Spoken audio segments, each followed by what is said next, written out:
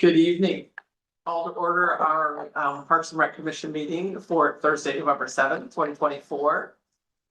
Jessica, would you call the roll, please? All right, Commissioner Bono, Commissioner Stanek, Here. Vice Chair Butch, Yeah. and Chair Sharon. Yes. And we just have Commissioner Swamy absent as of.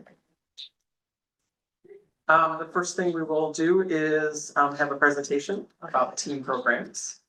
Yes, tonight we have Sonia Lee here, our manager of our team, youth team and event division, to present on the teams tonight.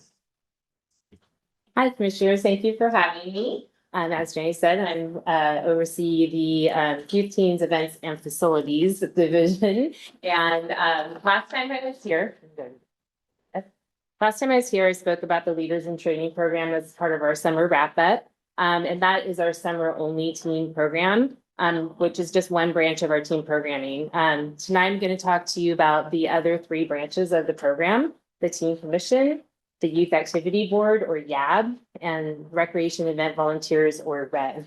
And I will also address the programs and events that each of these groups work in. Okay, the first branch is our Team Commission, which, as all of you know, is our formal advisory commission. Unlike the other commissions, the Team Commission is comprised of 9 resident teams. And if we can go to the event slide. While our team commission does not actually organize and run the events, we do keep the commissioners actively involved in our citywide programs and our team events as moderators, speakers, judges, and masters of ceremony. Just last week, we had our team chair, Shavika, moderate the mayor roundtable at Pizza and Politics. We also had several at our Monster Mash that was just last week. And we actually had a master of ceremony from our team commission at Monster Mash. And they will still have Spelling Bee, Big Bunny, Team Resource Fair, and the photo is actually of 2 of our team commissioners being masters of ceremony for our Big Bunny 5K run.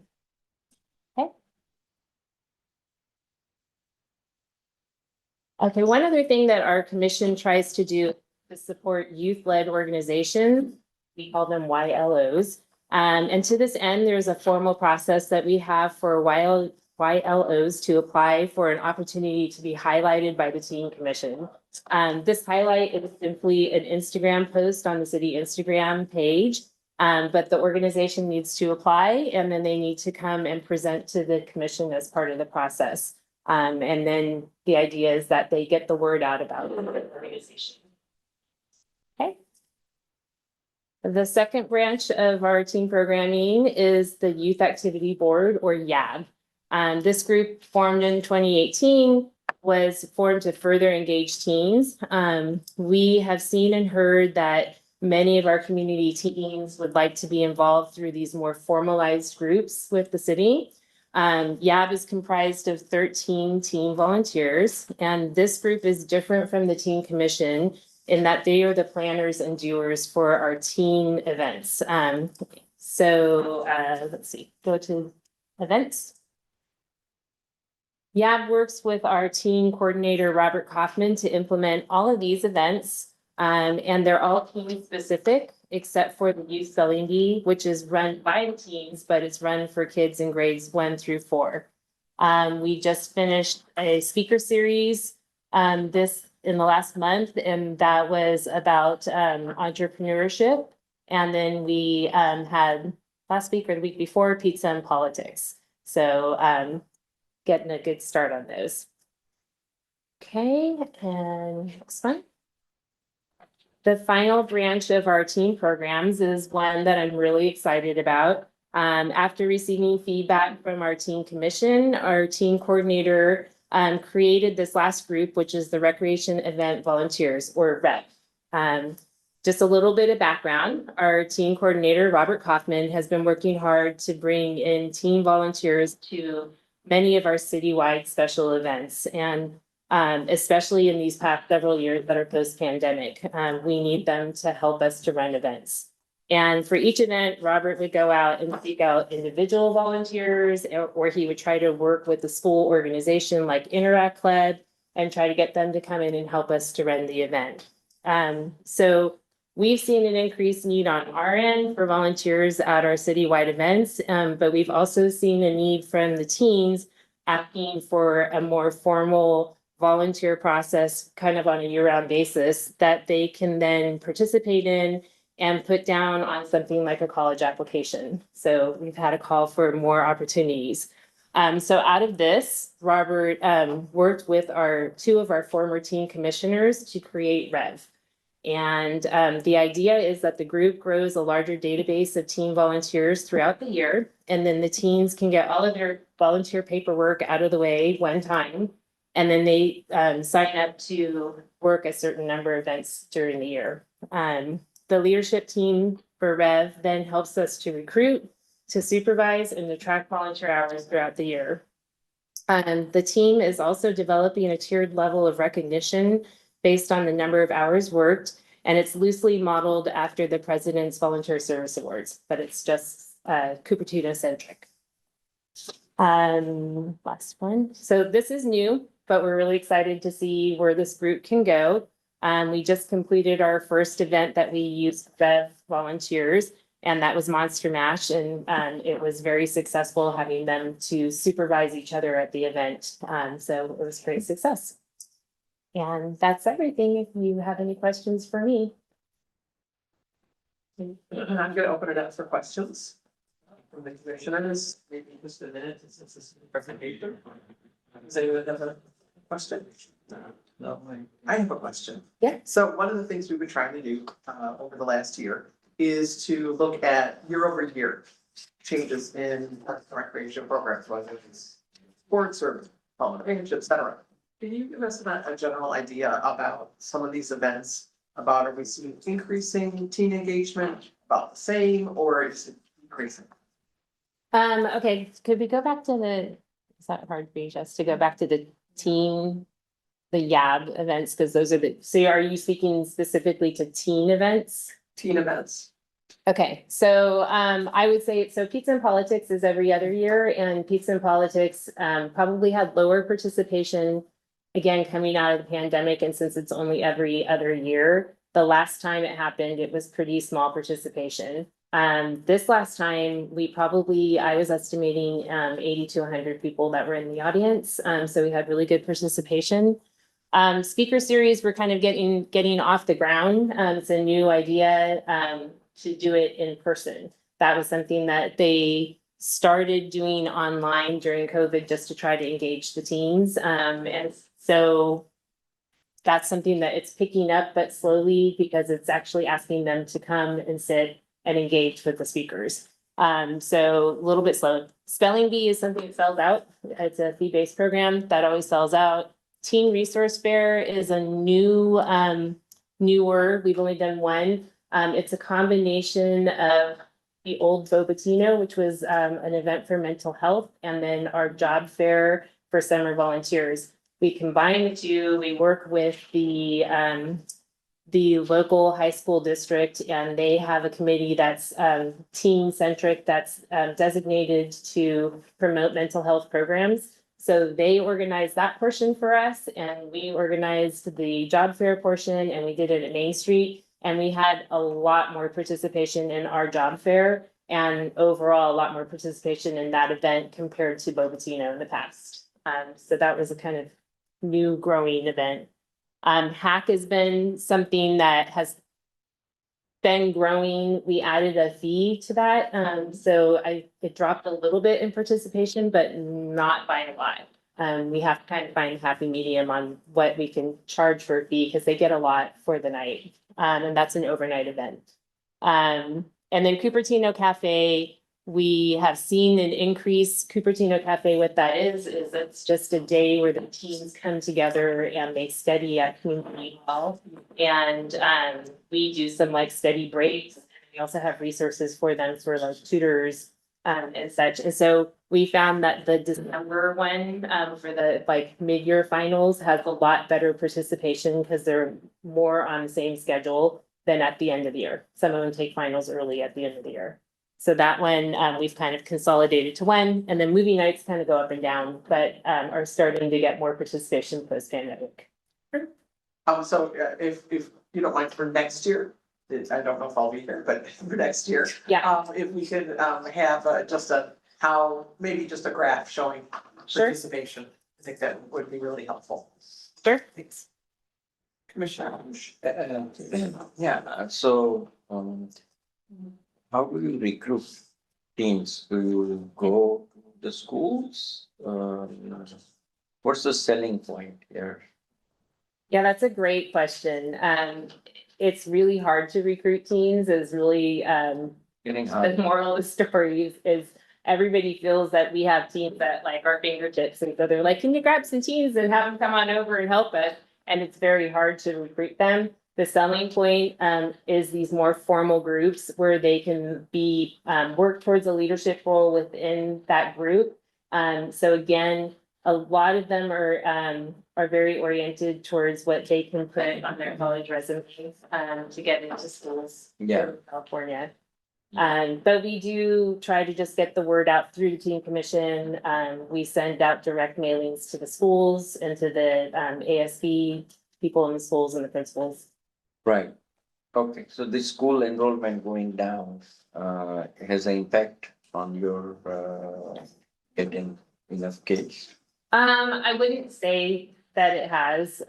Again, the ones that have kind of set numbers, the organizations that have set numbers have a lot of interest in them.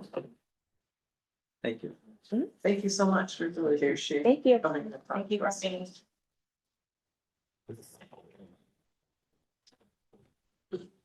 Okay, we're gonna move on to approval of minutes. Looks like we've got two separate minutes to approve.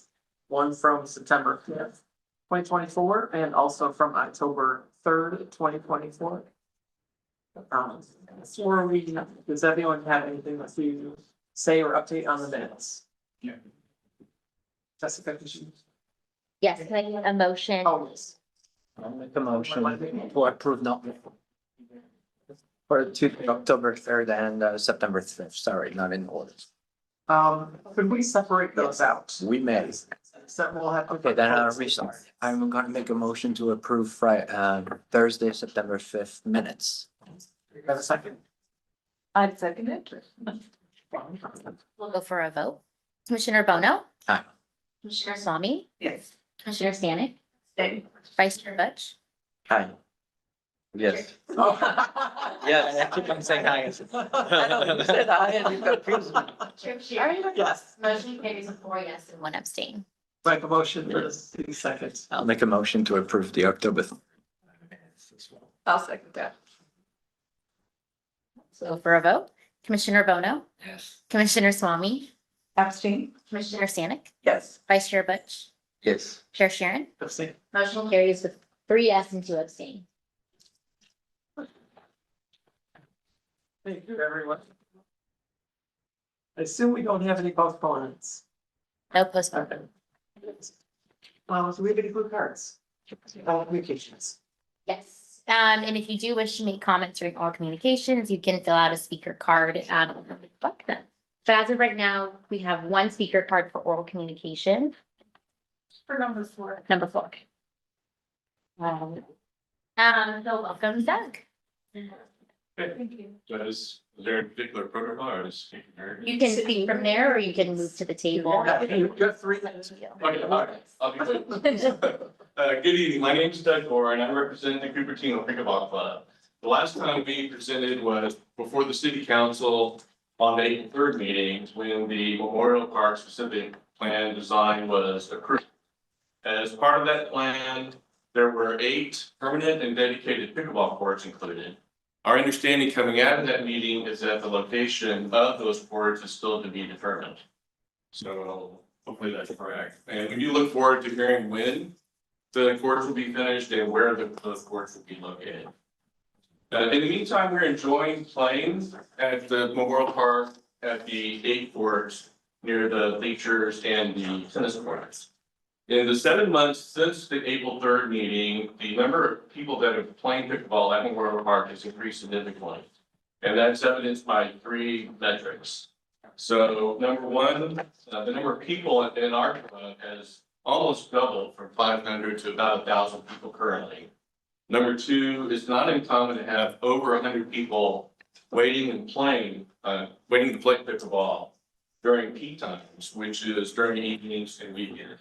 And then number three, players have to wait as long as 45 minutes during peak times to play a game that lasts on average about 15 minutes. So playing one game per hour. So that's how busy things are. So one key reason for the increased number of players at Memorial Park is the great community that we have, that has developed there. So people waiting and watching congregate at the bleachers. So having the bleachers there has been great for us and we love it. And so it's worked at the bleachers and with all the number of people, there's been a number of new friendships that have developed and existing friendships that have been maintained. And we have breakfast potlucks every Monday. We have quarterly lunch potlucks, and we even had a Halloween costume contest last week. So the reputation of Memorial Park as a friendly place to play pickleball keeps on spreading. So we appreciate the city's assistance, both in the past and going forward in helping us to develop this great community through pickleball. Thank you. Thank you so much. And that is all for oral communications. Do we have any written communications? The commission did receive written communications and they will be included for the record. Thank you so much. All right, we're gonna skip over old business because we don't have the old business. We're gonna talk about the capital improvement program photovoltaic systems design and installation project. Well, Susan Michael, our CIP manager here, to present on this. Last minute asked us to do the actual showing us slide. So.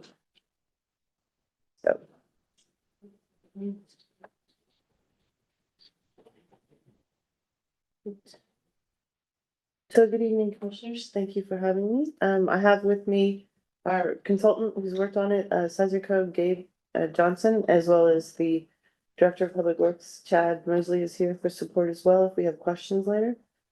So we can go to the next slide. The subject and action, try to put that at the beginning and the end.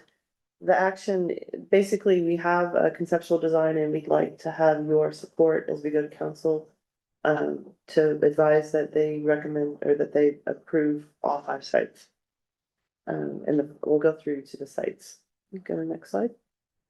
So the agenda, so just a little background, this was a project that was approved by council to add to the CIP in fiscal year 24-25. And it had a budget of $6.3 million at that time. As promised, we're coming back to the community commissions and council for input before we proceed with all 5 sites. So tonight we'll go over background information on the project and then we'll review the actual layouts. And we'll go through some high level cost estimate information and then we'll close with a quick look at what the next steps would be. Let's go to background information. So like I said, the project was initially funded in fiscal year 24-25, so this year. And this all started because PG&E said, by the way, folks, we're going to change to the public. We're going to change our rates for our net energy metering, otherwise called NEM. We're going to change our rates from NEM 2 to NEM 3. And it's going to be a decrease in basically the amount that PG&E will pay you for your excess energy. So if you have a solar panel installation, it generates more energy than you're using right now.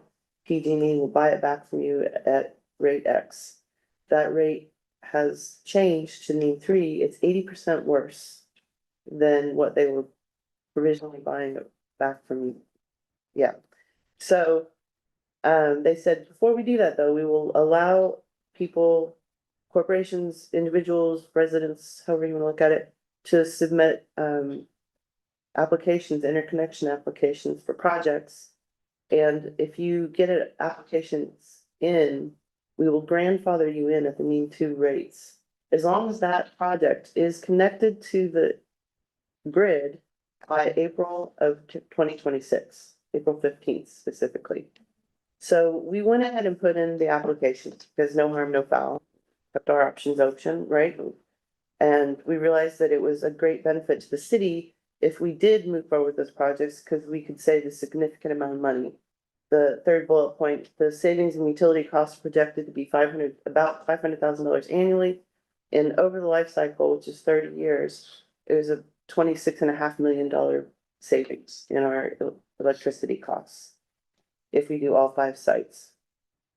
So we're at the point where, and there's also a possibility of getting grant money back from the government at the end of the project, which is the IRA, the Inflation Reduction Act. And that could be up to 40% of the PV, the photovoltaic systems costs. So, one of the interesting things about this is I said, though, that there's the need to interconnection applications that we submitted, that we must have those projects completed by mid-April 2026. So we are in a, mad dash to get somebody contracted, have it designed, built, and connected to the grid all by April. Because of where we're at in the process and the importance of schedule of this project, one of the important notes affecting our discussion tonight is that we are not in a place where we can actually add or subtract to the design. We're at what we call a go, no-go decision point. We, the staff, including Parks and Rec and Public Works staff, have worked with the consultants to come up with these layouts. And we've gone through many iterations, so we believe we've gotten to what we believe to be the best solution, whether it be driven by cost or layout or, the environmental content. There's, many factors to consider in these decisions. So we're presenting these layouts to you and to the community for your consideration. But it's either this layout or we will not do that site because of the schedule. There was something for that. It's also important to note for the PG&E applications that when you put the application in, you have to move forward with the project you submitted. You can only vary from that original application by 20%, and you can go 20% less. You can't go with 50% less, or else you can't use that grandfathered rate anymore. So you basically need to keep with the concept that you originally submitted for. So that also is driving us, is that we need to meet that content level. It's basically the amount of kilowatt hours that, we projected for the site. We have to stay true to that. You want to go to the next one?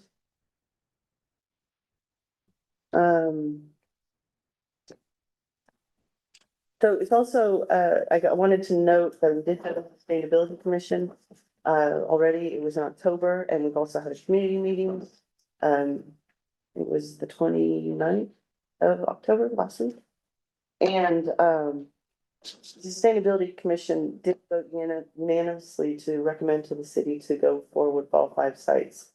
They tried to add to that to say if council, for whatever reasons, decides to do less than 5 sites, we'd like to recommend our priorities. And they prioritized the 5 sites to say Quinlan was their first priority. The second priority was Sports Center. Third was Community Hall. Fourth was the library. And the 5th was Blackberry Farm. And they're also asking that the city of Cupertino reach out to the Santa Clara Library District, to the Santa Clara County Library District to discuss the funding agreement. And I will get into that detail later when we talk about the library site. So in that context, I thought it was important to also know, why are we at the Park and Rec Commission, right? So, it's not a park project per se, but these sites or the projects are proposed in facilities that are either adjacent to or have a portion of it in the park. And we are looking for your recommendation because of the impact on the Parks and Recreation. We are hoping that it is a positive impact on the Parks and Recreation. So there's also the 5 sites, and then I think in some ways you may not have a Parks and Rec position on Community Hall, but you might also not be opposed to it. So that might be all right. So, in that context, I thought it was important to also know, why are we at the Park and Rec Commission, right? So it's not a part project per se, but these, obviously, these sites are either adjacent to or have a portion of it in the park. And we are hoping that it is a positive impact on the Parks and Recreation. So there's also the 5 sites, and then I think in some ways you may not have a Parks and Rec position on Community Hall, but you might also not be opposed to it. So that might be all right. let's move on to each, we're gonna go into the next section where I go through each site quickly, and I don't know if you had a chance to look at your packet. There's a big table there that has a lot of detail. I'm not gonna obviously go into all of it. But, I will mention the highlights here and we can go over questions if you have them on the details that I may or may not go into in the presentation. I'm gonna start with the first one. So the sports center, it's a little hard to, well, we have this, the other commission too. That black spot is over some of the layouts, but I can't move it. no. So with this site, the sports center last year used 329,000 kilowatt hours. This system will generate 322 kilowatt hours, so it's pretty close to almost 100%, not quite. But because that we expect this to be an excellent benefit to the sports center, the new shade structure will, carports will provide shade for some of the parking. This has a cost, an overall cost of almost $2 million to do this amount of solar panels. And we expect it over 30 years to have a $4.5 million savings. So this one has a straightforward, well optimized west and south solar access or solar facing, which is great. And it, like I said, it provides some shade. And we also put a break in there so that there's some maintenance access to get into the facility from that part of the site. All right, we can come back if you have questions later. Let's go on to the next one. Community hall, this one is a smaller facility. It is a standing seam roof, so it's one of the best roof types to attach to. It's very simple in its things. The proposed array will generate 67 kilowatt hours, 67,000 kilowatt hours, which is approximately 60% of the current demand. So it's got a construction cost of less than 400,000. And over 30 years, it will generate $1.3 million of savings.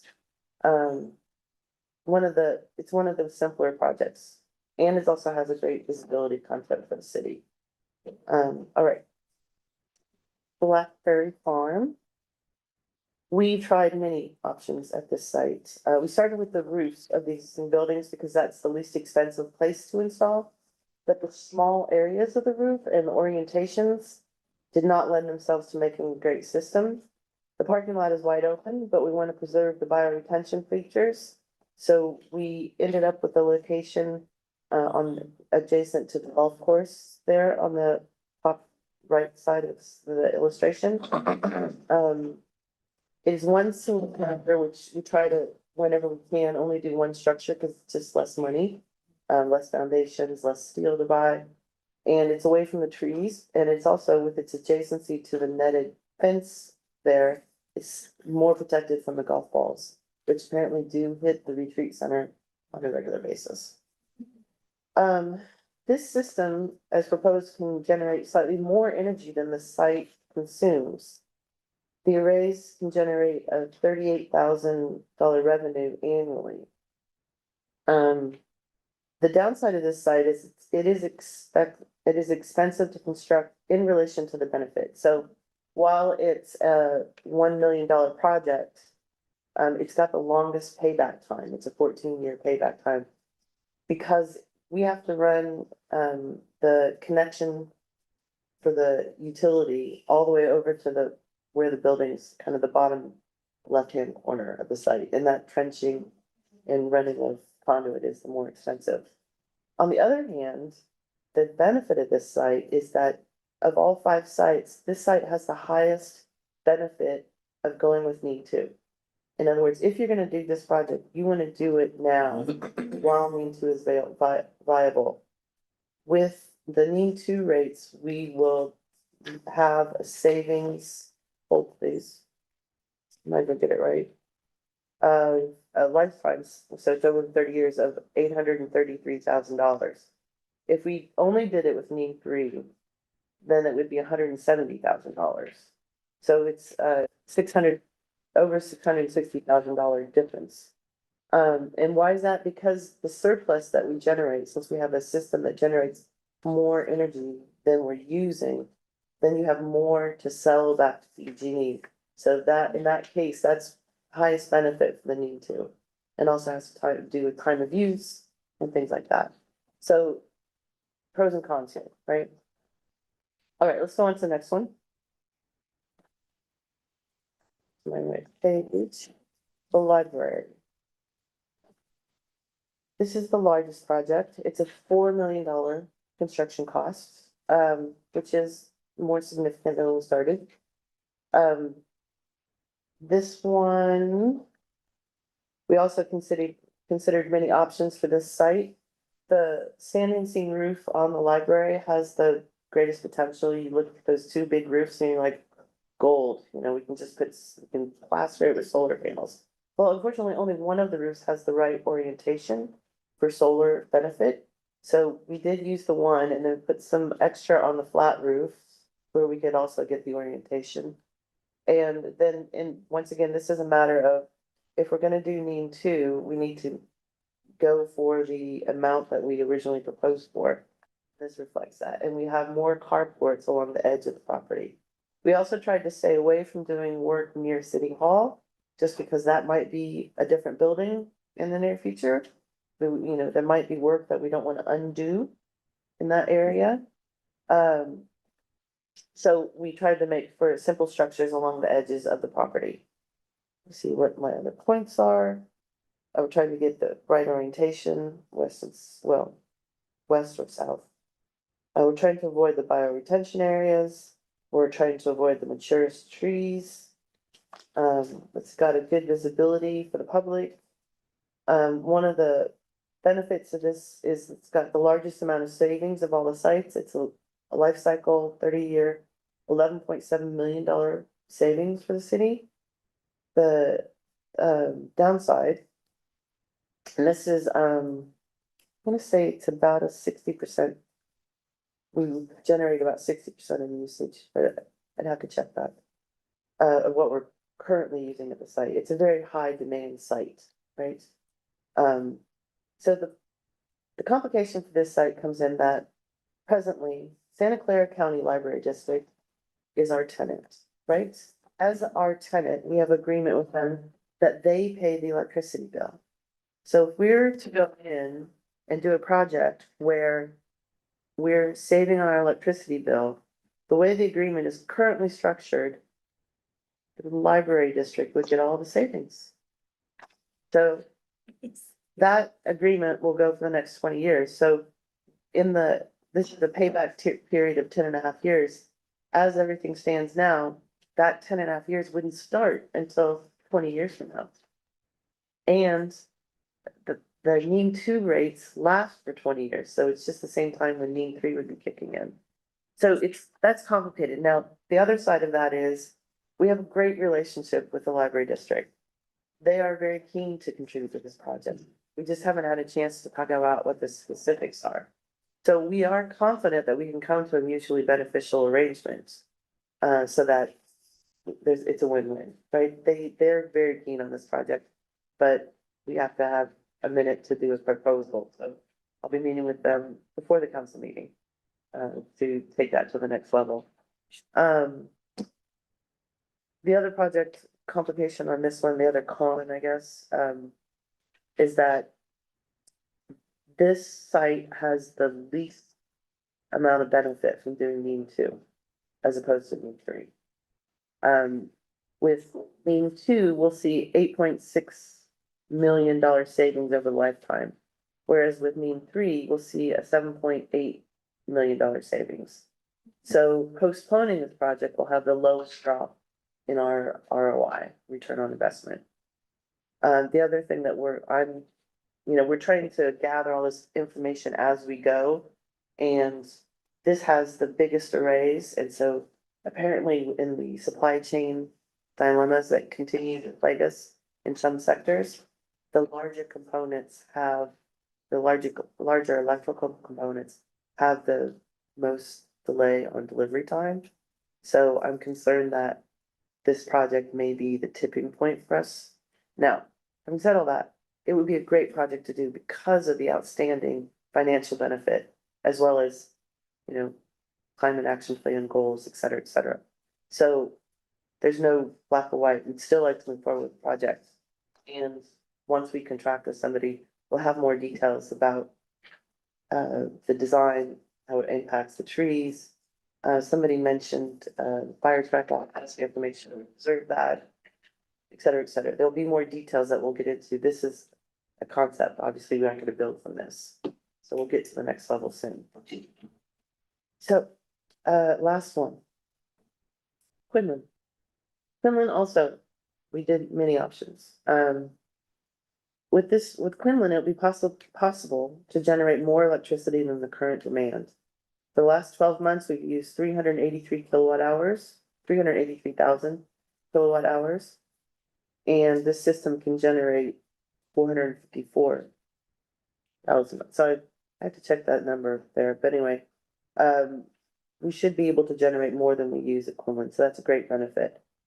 Quinlan is particularly useful and visible since it's a cooling center. It's also our backup city hall in case of emergency and a primary shelter location.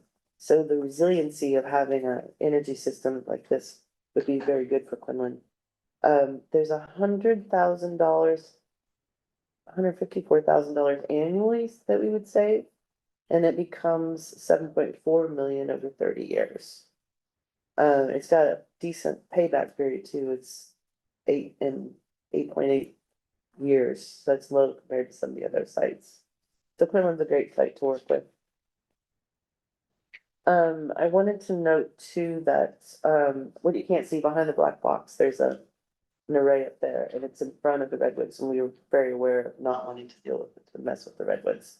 The parking lot one on the lower side, that is in fully working with the new design from Memorial Park plan to change the entryway. I don't know if we do the new entryways here, but this will not keep us from doing that. We'll be working with that plan. There's also new trees there. We're definitely working with that reality as well, but we aren't gonna negatively impact the trees. And then the big blue blob on the left, that's over the picnic area. I will be working with the designers when we go into the design to make sure that that's not just a big blue square, that it actually can be a little bit articulated to make the picnic area interesting and desirable. So, we have to balance that with the more complicated structure, the more expensive it becomes. But that area was meant to be redone in the Memorial Park plan, so, I'm safeguarding that vision. So we are. All right. All right, so let's move on to the next section. That's all 5 sites, so we're gonna talk about costs. And go on to the next one. So we believe that there's benefit to installing photovoltaic systems at all the sites. We're still working on the costs. This is a conceptual design. The costs and savings that we're reporting today are estimates. We won't be fully confident in the numbers until we have actual proposals from contractors in hand. And we're in process of getting that. We are asking for your recommendation to council on the basis of the benefit to the city, to the park facilities, and for our sustainability and resiliency. So the first table here is if we do all 5 sites, just from a financial perspective, we expect to see a savings on our electric bill of over $500,000 a year. And in 30 years, that's 30 years life cycle comes from the actual life cycle of these systems. There's a warranty that comes, it's 30 years, is that right, guys? 30-year warranty? Yeah, performance warranty. So, and then when we came up with these numbers, they included degradation factors, the cost of utilities are projected to go up. So those are built into these calculations. So it is worthy of noting, even though there's a great savings, we asked council 6.3 million, and that cost has gone up to 10 million or 12 million. So if we were to proceed with all 5 sites, we would need to ask council for substantial increase in the budget. So I guess I'll go through the specifics later. Trying to see, yeah, all right, so let's go to the next page. So I've got different scenarios here. So in this scenario, we eliminate Blackberry Farm. That site has the longest payback period, higher costs in compared to the utility reduction benefit. As I said, the other side of that though is it's best on the need to scale of things as opposed to need 3. So it is a smaller system, so if we take it out of the running, our savings go from over 500,000 a year to $480,000 a year. It's not a significant change. The cost of the project also doesn't go down significantly. It goes down basically $1 million. So we'd still be needing to ask council for a significant amount of money. All right, so let's move on to the next one, which is what if we eliminate the library and keep the other 4 sites? This one has, the cost benefit is notably lessened. We go from over $500,000 a year to $315,000 a year in savings. The costs go from 10 million to 6 million. Because we're taking out a $4 million project, so that makes sense. Our benefit over the life cycle goes from 26.5 million to 14.8 million over 30 years. Still a great savings, it's just different. You know, it's not what we were selling, say.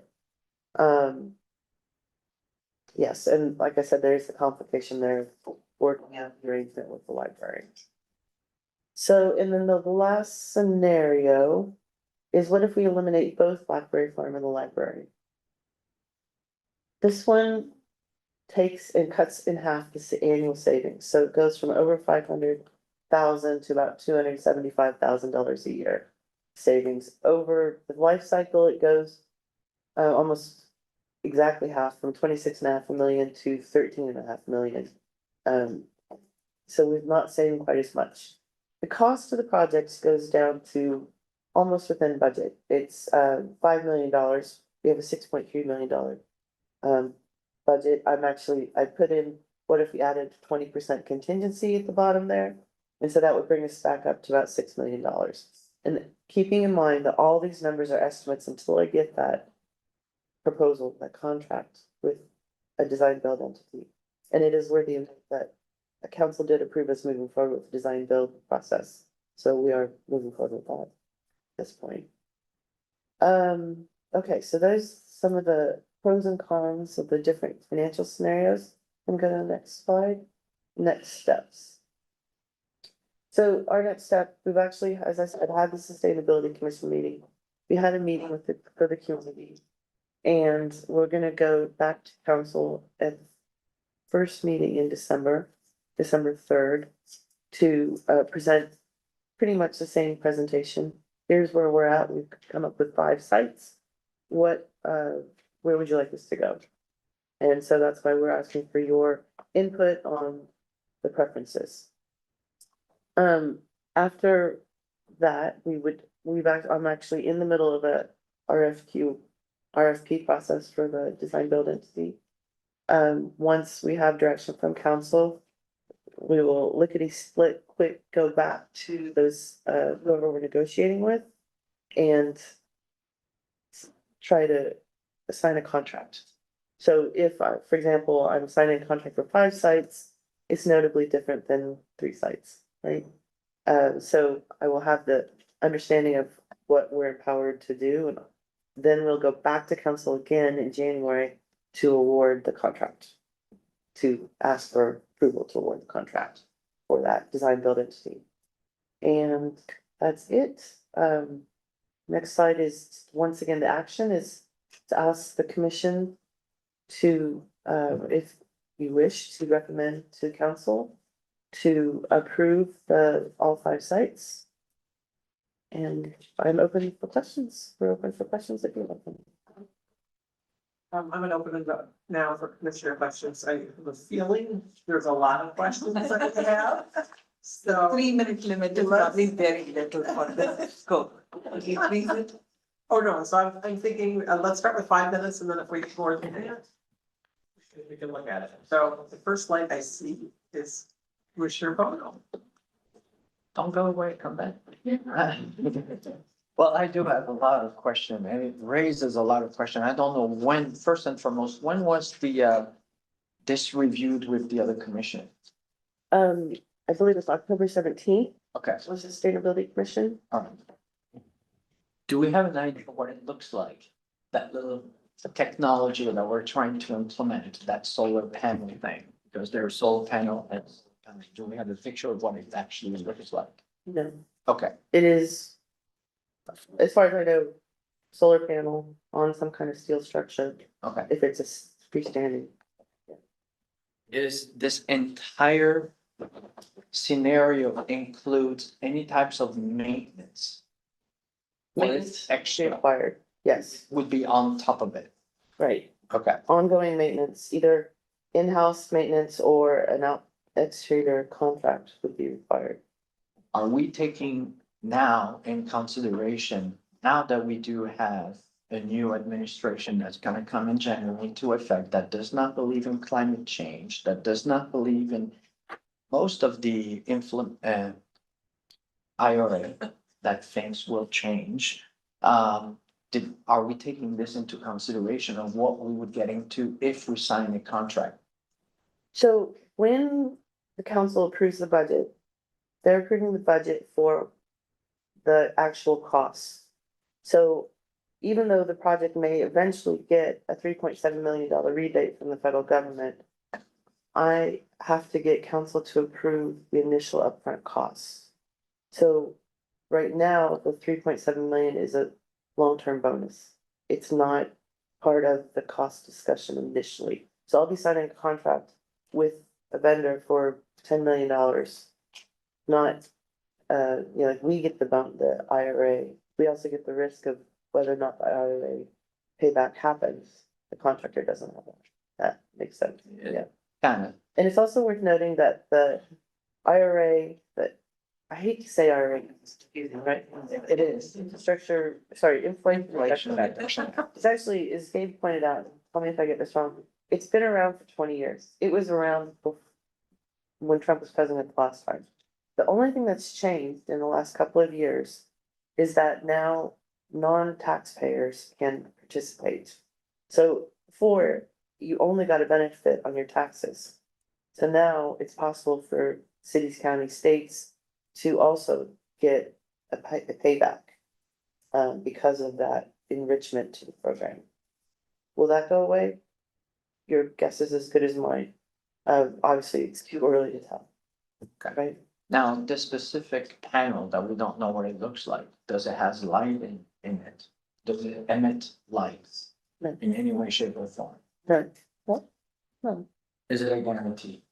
I didn't even guarantee. Do we know for sure? No, it's solar I'm just panels are just basically sponges. I hear you, but it looks like that there are some types that have some kind of lighting associated with He it. means I just glare. want glare, yeah, Glare, sorry. I'm Reflection. first so there's two options. glare or even lighting, like there's a little Yeah. strobe on the back.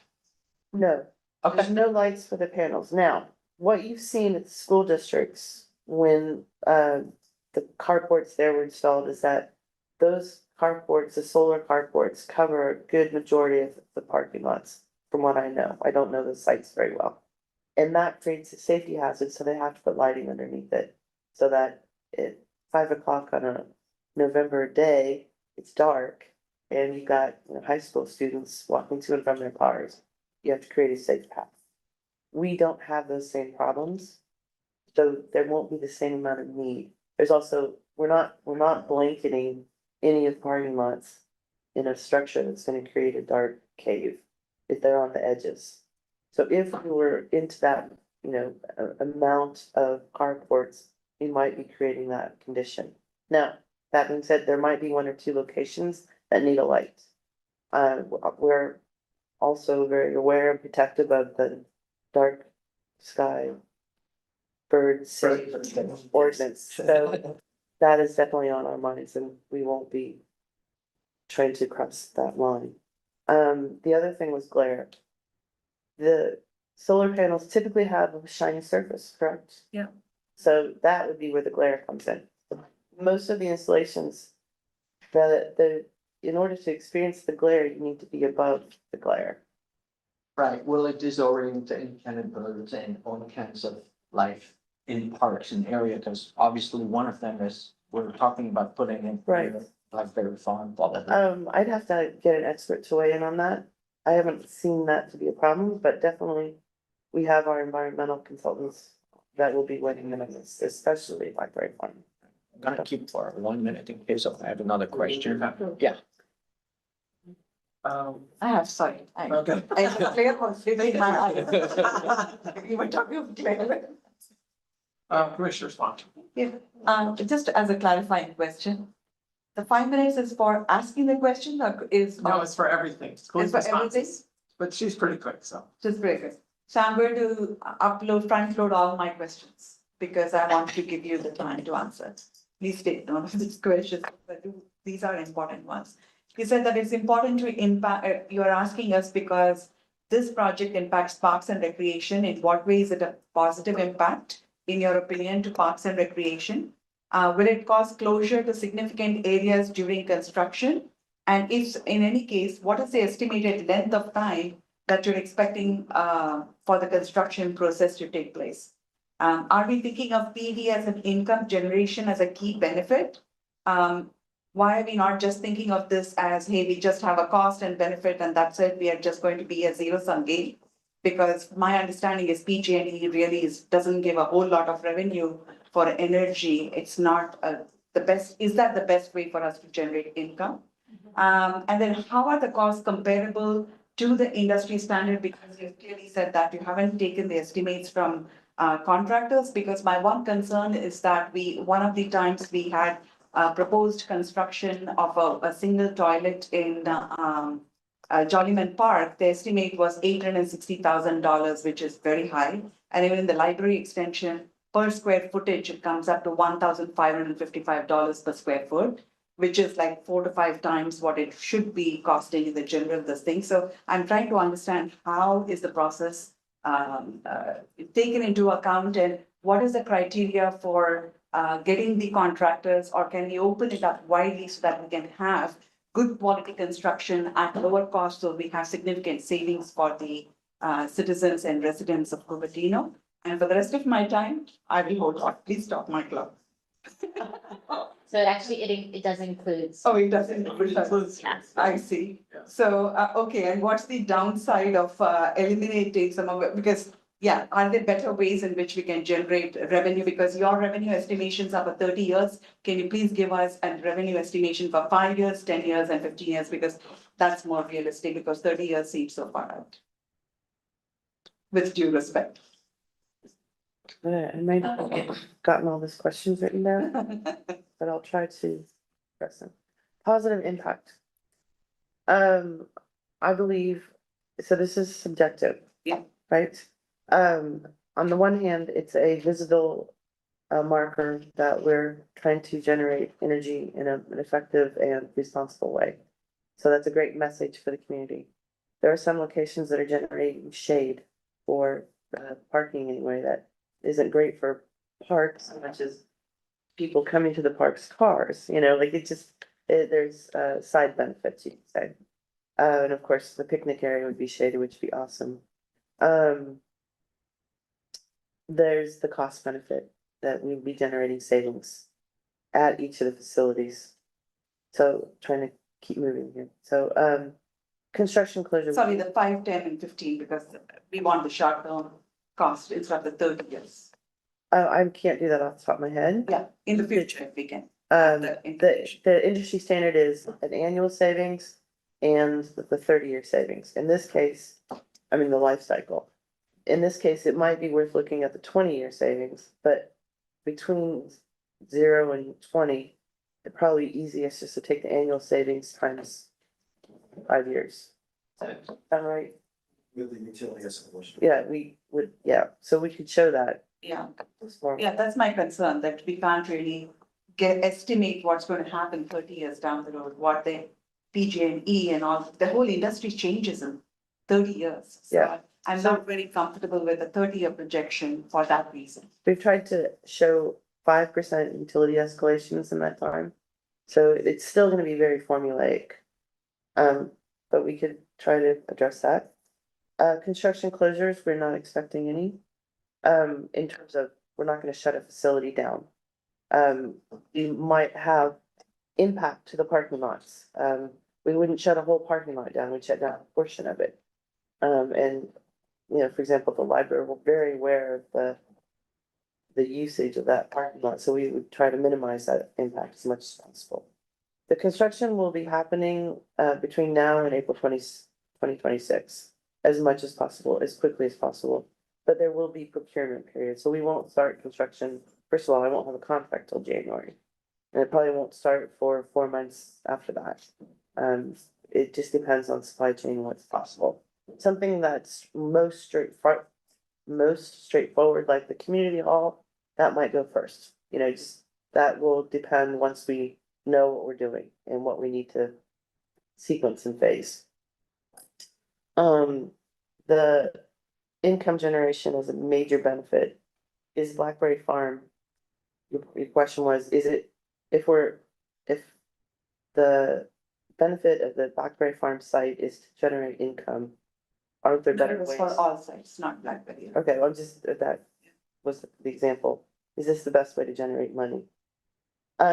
It's an easy way to save money in a way. A plus B equals C. Like, if we do this investment, it has immediate impact. And it's measurable impact as well. So we actually do believe it's a very good investment of our money, the city's money. And for that reason, it was straightforward and, yeah, I don't know if you guys want to speak to that at all. We are out of time for the, Oh. so why don't we let the other commissioners, and we'll see Okay, if we can come back. Yeah. Commissioner Bush, sorry. I think Claudio asked about the maintenance cost, but do you have any estimate of how much it will be actually, it's a good at question, any given site? and I don't really have that information. You don't have any, no, Okay. that was built into the life cycle cost. There's, you know, it's formulaic. Oh, it is part of the three Yeah, point, correct. Yeah. 6.3 million or whatever. Yeah, yeah, it's definitely built into the costs, Okay, projections, savings projections. okay. So life cycle you consider as a 30 years, that's what you're, you said in Finland, you will generate more than you need because of the amount of area you are getting. So what will be the benefit? What are you planning to do? Is PG&E giving back some because of NEM 2.0, I think? Yes. Or are you diverting it? Yeah. And it's not that they give us money back at the end of the year, it's as you go. So the amount of money that you save or sell back to PG&E depends on when you're using the energy, you know, peak demand versus, you know, if we're not generating electricity now, but are we, anyway, you know, time of day has everything to do with it. Let's just leave it at that. So that benefit is more than producing excess, cost of producing excess energy. Can you reduce the panels and save some cost? That's more beneficial, or the PG&E? Not sure I understand the question. No, so by generating more means you are putting more panels or, you know, excess labor, everything. Mhm. Is that cost, is that cost on over a long term period, 10 years, I think. 10 years or whatever, you can recover from the savings that you will get because of, not savings, but the Yeah. money PG&E will give you back? So hopefully I'm addressing this correctly, but we did generate a payback period.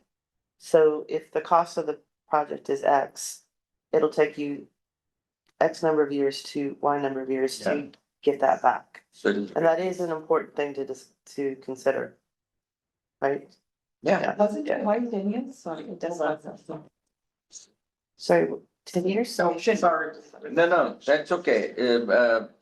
Okay, so my main thing was that whatever excess cost is considered as part of the payback period and the money you are going to get back from PG&E or the reduction in rate further in this site is all considered into your 20 years, 11 year or 10 Yes. years of. Yeah. Okay, okay. One more thing on the contractor, because you are working with a tight deadline. Do you have any penalty clause that you, okay, if you don't finish in this time, there'll be this much penalty because, you know, there is a consequences to the city of losing name 2.0, right? We don't have a contract yet. So we're not there in the phase, but typically in our contracts, the city contracts, almost, I would say most city contracts, there's a penalty if you don't meet if you don't meet the schedule, it's a cost. Cost. So some projects, it might be $100 a day, $500 a day. A lot of times it's $1,500 a day that they have to pay the city for every day they go over the schedule. Okay. So it's And- highly regulated in public projects. Oh. Okay. And the construction cost includes if you have to do any roof upgrade or roof tile. Yes, they include- yes. So we try to account for the amount of EV parking that's gonna be required by these carports, by accessibility concerns. Mhm. Yeah, there was other things that we just tried to build into this. Permitting costs. Okay, thank you. Just closing for time. No, that's fine. Commissioner Fifth? Okay, thank you. So it said 500,000 savings annually over the 30 years, 26.5 million. So is the reason that that is more than 500,000 times 30, the escalation? Yes, yeah, Thank you. Just wanted to confirm. How long are the grandfather rates? 20 years. Okay, And that's included in the life cycle costs as well. okay. Are the green bubbles on your maps, are those new trees that? No, that's, so those are affectionately called helioscopes. It's a third-party software that generates those maps. And those green blobs are trees and it's meant to generate a shade. It shows the shading, Oh, okay. because shade would then impact the viability of a solar I was panel. just curious what those. Yeah.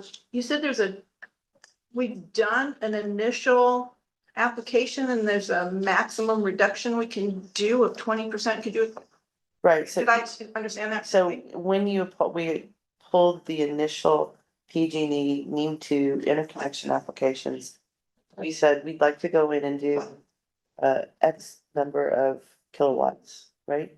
So let's say 500 kilowatts for this site.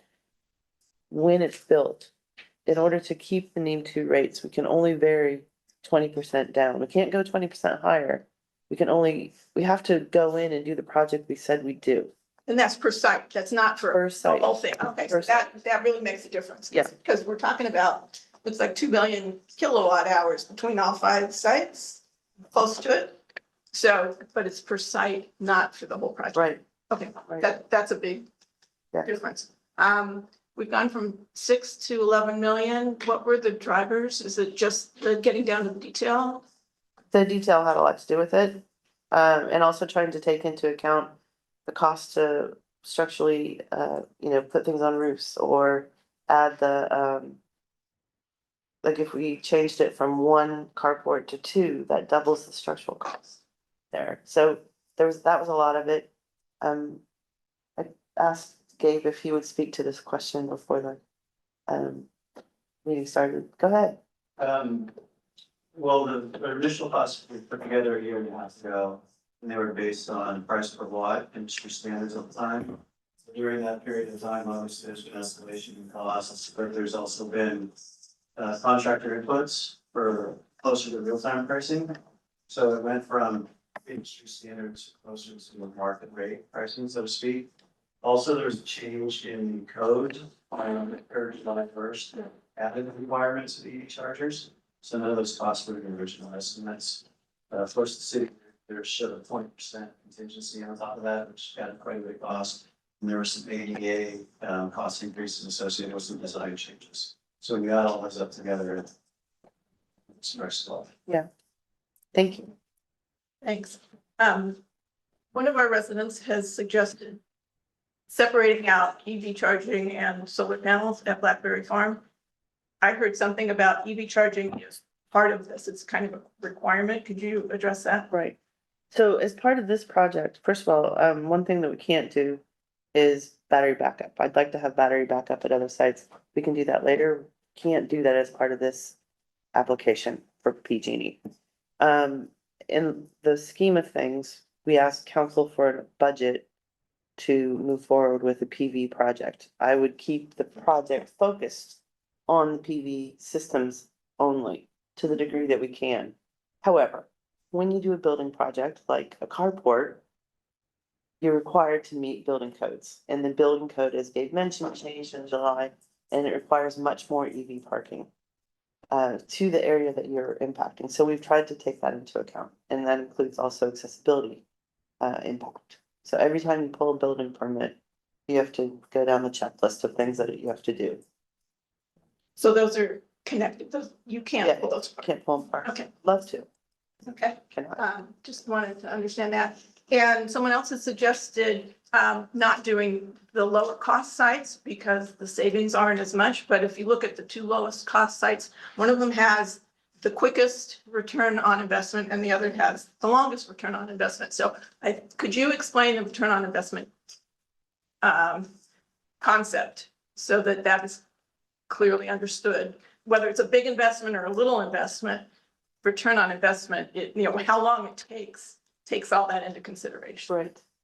So community health, for example, has the shortest amount of, it's short return on investment time. And that's because it's actually the simplest installation. Like we're putting up solar panels and we're not having to do a whole lot else. Like we're not building a structure to support the solar panels. We're doing simple angle connections to a roof. Whereas at Blackberry Farm, it is a simple construction, but it's all the way across the site from where we would really like to be. And so there's gonna have to be a lot more infrastructure that has nothing to do with, well, it has everything to do with the system, but it's not a direct solar panel. So that's where a lot of the difference in the return investment is, higher construction costs related to the benefit. Okay, thank you, my time's up. Yes. On this one. Okay. You've answered a lot of questions that I had, and I appreciate before this meeting also answering a lot of my questions. I'm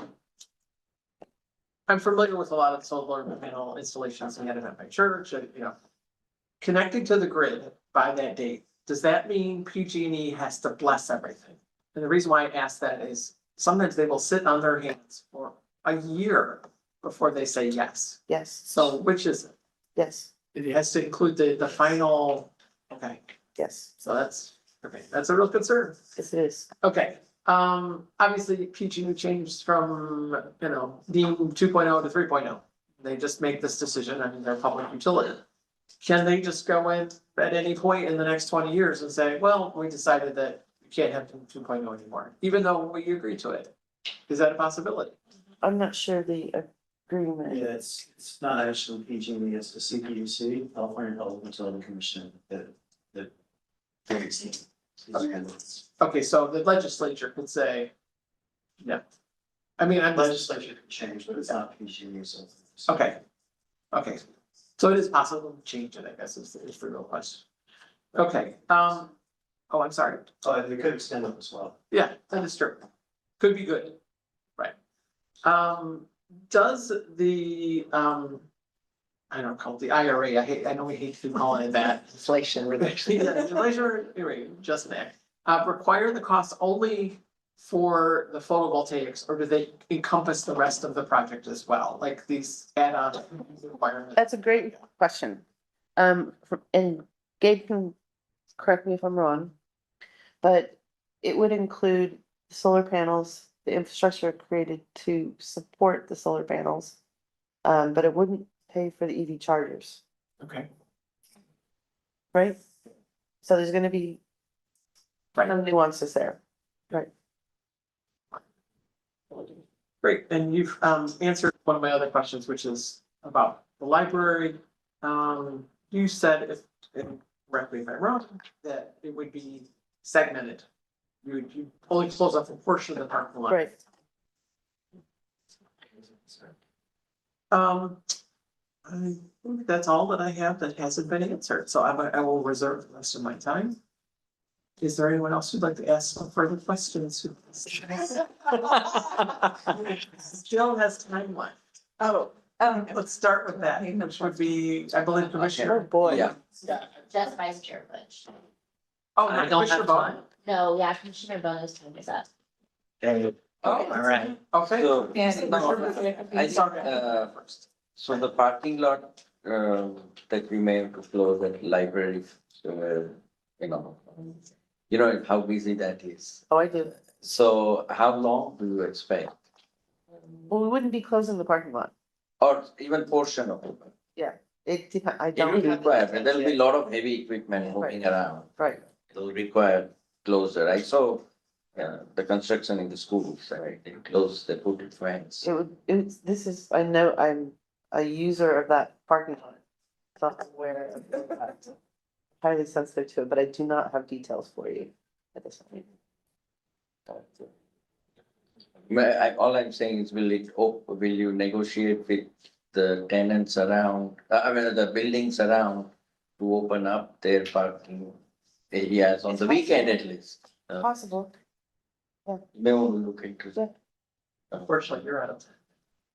Done? You're the last one. And So I'd like to do something that if all the commissioners are comfortable with, I'd like to give the public a chance to speak. And then perhaps we could then ask in case anything comes up from what they. Does that mean we have 5 more minutes? Yeah. You're not gonna get 5 minutes.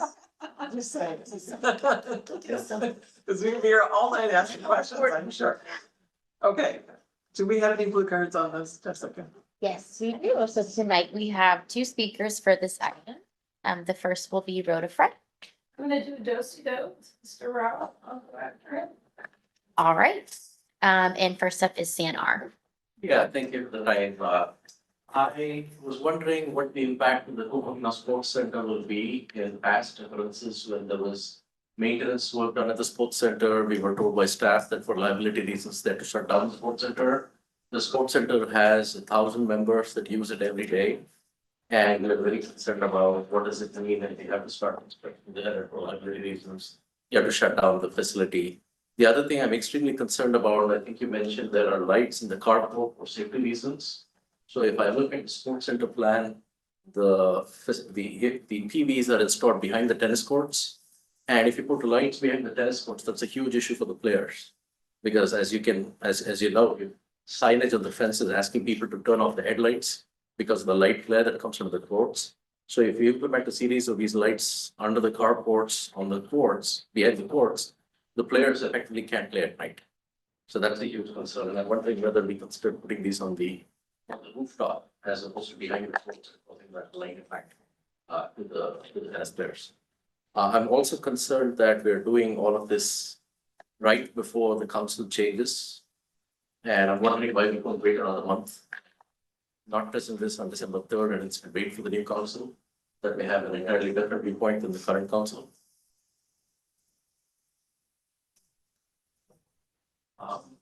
Also wondering what the cost of re-roofing would be for the facilities that will need to have a roof replacement every so many years.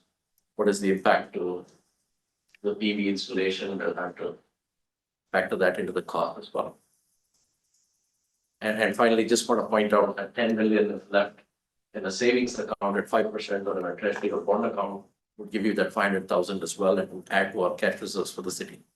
So that's all I have. Thank you. All right, and next up we'll have Rhoda Fred. I will echo, the previous speaker's comments. We're not seeing a comparison between how much money we would save if we didn't do this project. And I'm concerned also about rushing into it. Because we can still recruit. The other thing is, as far as sustainability is concerned, when we do buy power, we're already buying wind power, solar power, so I don't think the sustainability issue is big. kind of concerned about, spending $300,000 to $700,000 on EV chargers, for this project, when we're facing a structural deficit. We don't even have the money for 30,000 for Grand Park.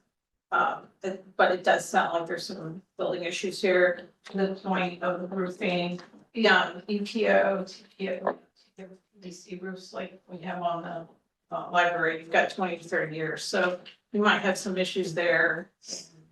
Want to replace that roof. And again, back to the EV chargers, maybe not an issue here, but I have seen them, they do emit light. And I would like to see EV chargers in places where people shop to support our sales tax revenue.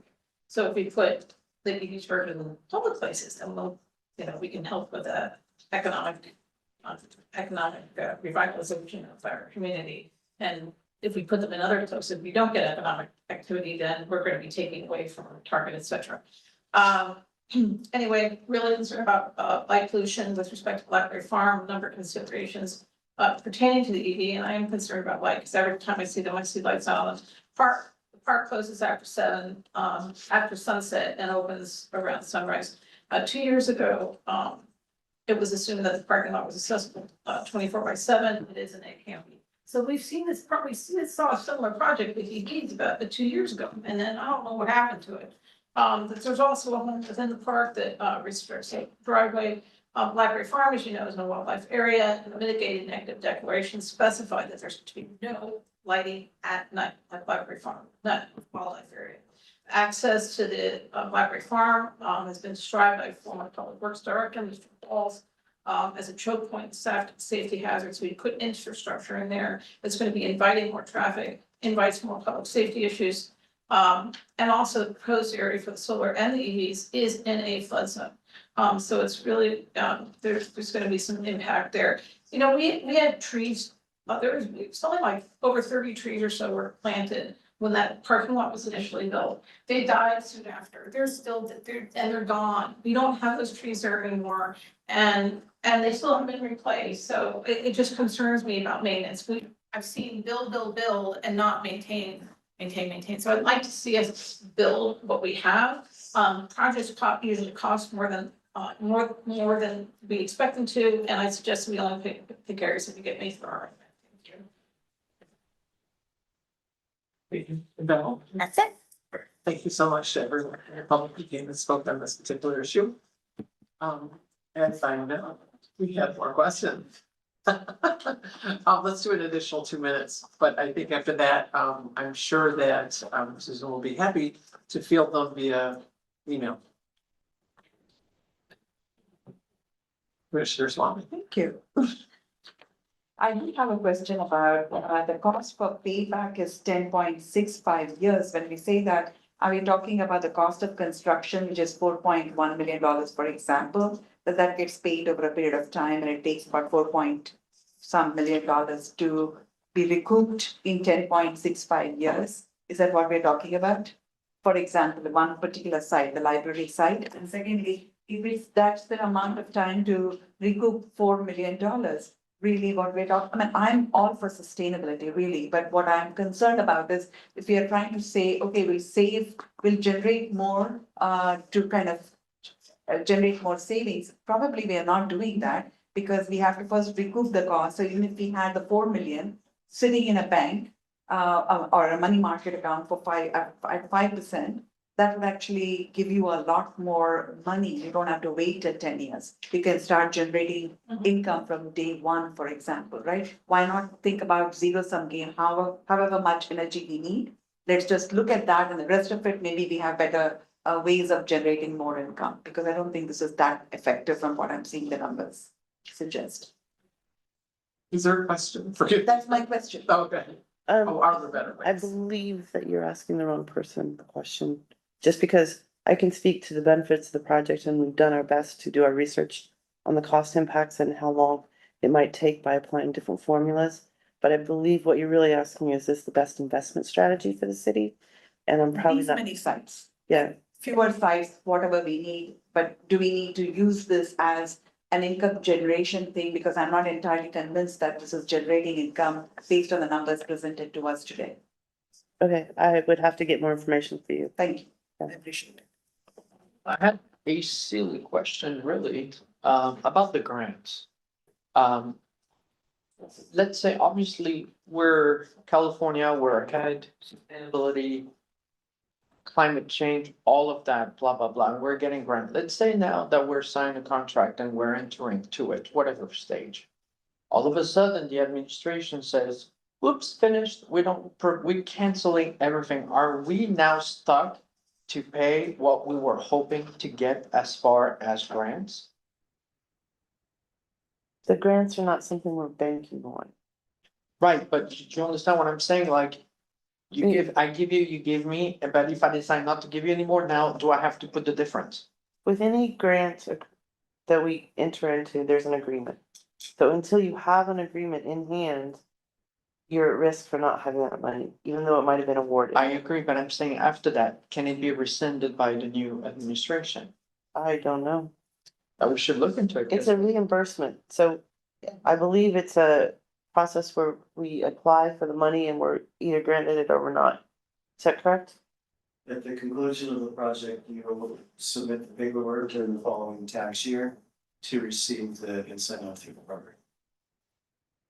But it may not be guaranteed anymore. It's definitely not guaranteed now. Okay. All right. Yeah. Yeah. Thank you. Sorry. That's okay, that's okay. My question is, have you looked at how our costs are gonna increase if we don't do this? What are our costs gonna be under NEM 3?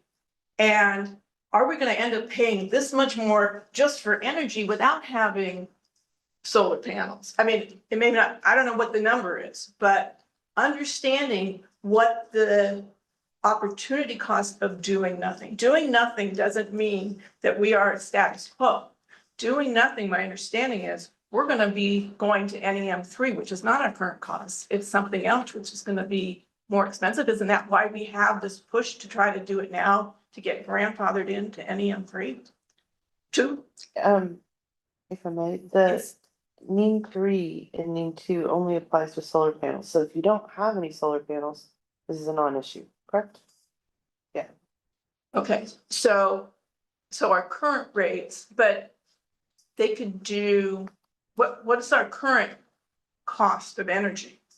Is that, The current costs were listed in that table, how much we're spending at each site for, here's how much energy we're using, and here's how much we're paying for that energy. okay, That will tend to go up in costs. Right? So okay, so if we don't do it at all, we don't get the NEM 2 or NEM 3, those costs are we'll continue to escalate, to escalate yes. versus getting them locked in right now with NEM 2. The energy costs will continue to escalate whether or not we're participating in the NEM 2 or NEM 3 program. Okay, So let's say at the library, we have 100,000 kilowatt hours of energy usage. We might still have we will probably still have 400 kilowatt hours of energy usage at the end of the day. The only question is, are we mitigating that with our own energy? Like, are we generating energy to reduce our bills? The NEM is so our just sub seven. cost, The NEM only Yeah. affects seven band and nothing else. I feel like I'm missing it, but we Yeah. might follow up another. Yeah. time. That's yeah, Okay. I have a couple based on things that the public said. So the lights at the tennis courts is is there a shading of some sort? Like, I mean, when I used to play tennis, there were green shades behind all of it. They're nodding your head. So There are windscreens on the courts. That's mainly for the dust and to keep the dust out. The lights, the lights still come through because people's headlights don't turn off anymore when you turn off your car. And so we try to get Public Works to let the bushes grow. There're not enough bushes though to keep those headlights off the courts. okay. So, but it is a possibility there's something we could do to mitigate that issue. That we could add to this project. Well, so once again, we have to be careful with adding cost, That's true. trickle effect. I know, huge. I know. But yeah, I don't see why that couldn't be a solid fence. Okay. I understand it's an issue. I've Yeah. been out there at night, so, yeah. Yeah, and I understand that. I kind of said it, so I got that. Okay, I assume roof doesn't, is not included in the cost because that would be beyond the scope of the project. Yeah, in case, since some of our roofs may not last as long as 30 years. Correct. Okay, I don't know the degree that was taken into account. I doubt that it was. Do you know? I think the roofs, panels are going on are all standing seam with metal roofs. So the life expectancy is. The libraries. It is and it isn't. There's there's a roof up there on the flat parts. That actually is pretty new. I happen to know. That's gonna be easier to replace if, if there's a need for a new roof. So there's also panels going on this building, which is a clay tile roof. That shouldn't need to be replaced, but yeah. great. And I am done, which is perfect. Okay, I think what I'd like is maybe to have a motion and then we can discuss the motion. If that's, does anybody have a motion to make? I actually have a motion based on all the information I received, that we received here today. And it goes with a little comment and then I'll do the motion so that it makes sense, or you want me to go Yes. straight to the motion? I have a request, and I don't know if it's possible. Is it possible, because I think this motion might be complicated based on everything we've talked about today. Is there any way to project Those. it on the screen as he talks very slowly? I'm not gonna go through all, Okay. I'm only gonna focus on one based on the information I received. Okay, So like if you could help, like Jessica, if Well- you could help. you can put the 3 sides and eliminate the Blackberry Farm and the library. So based on the information we received, and obviously we're funding for 6.3, but we have 0 control. It could go to 10, it can go to 12 and more. I've been talking to a few residents, 1 or 2 recently. And so we already have cuts in services. So just the thought of doubling this, and just to know that I'll just throw something funny here, that, 30 years is a long time. I didn't know I would live until after the election. So having said that, there's so many unknown as well politically and with this administration on what they will do for the Inflation Reduction Act, climate change, EV, all of that, although Elon is a great friend, apparently. So my motion would be honestly to recommend city council to move with the 3 sites and eliminate the Blackberry Farm and the library so that we stay within the 6.3 project budget. Could you That's- state that as in the form of a motion? Yeah, just say, Claudio Bono, do motion to recommend city council to move with the 3 sites, which eliminates Blackberry Farm and the library. See the motion up there? Does that look like about what you're? So change 5 to 3. Take out. Yeah. you got Correct, it. remove remove, it's removed. Perfect, yeah. Is there anything else to the motion? Nope, that is it. Do I have a second for this motion? A modification, because I have a question. Friendly amendment. Probably amendment. Because why these, I mean, I'm aligned with the Blackberry Farm, but, wait a second.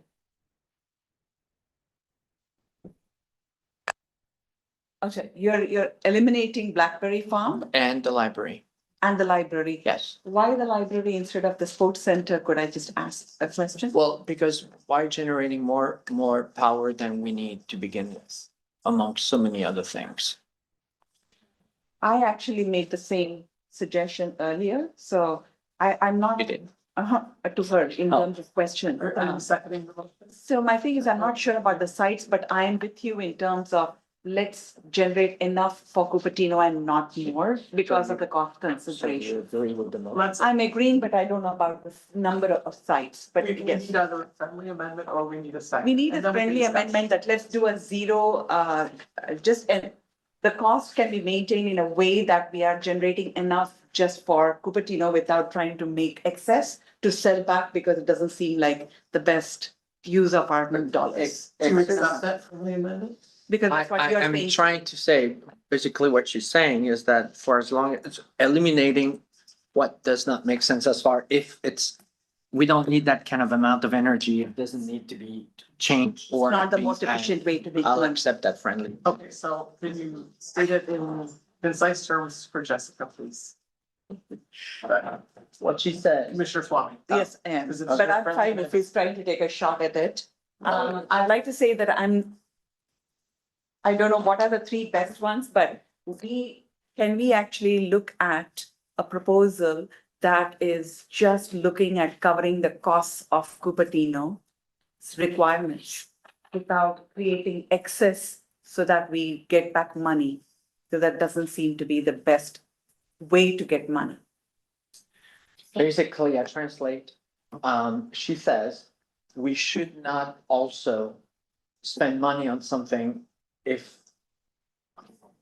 I'm getting there, hold on. Now you get me confused with your explanation. We don't want to spend money on something that we don't need to generate.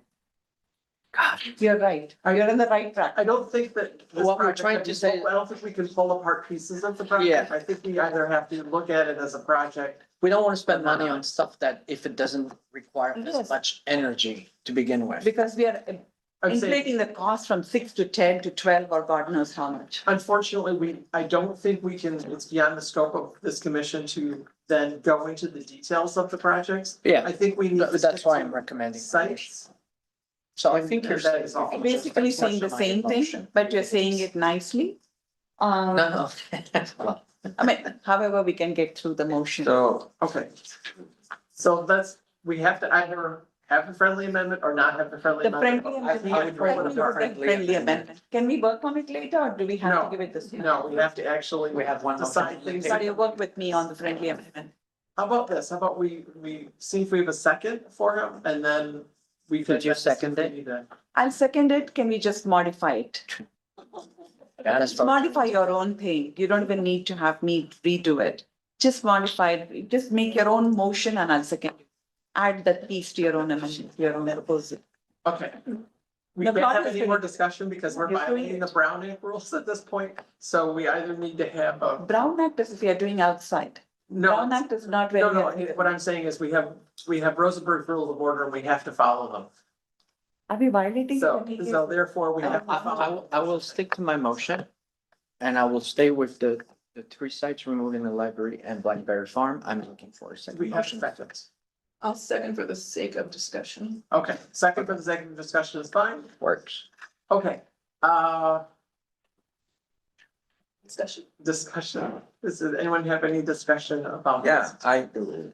Okay, Uh, Commissioner. I think, I think, library is a very attractive site. It should have a solar,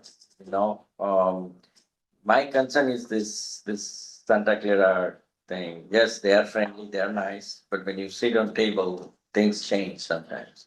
It doesn't look, as rosy as people think.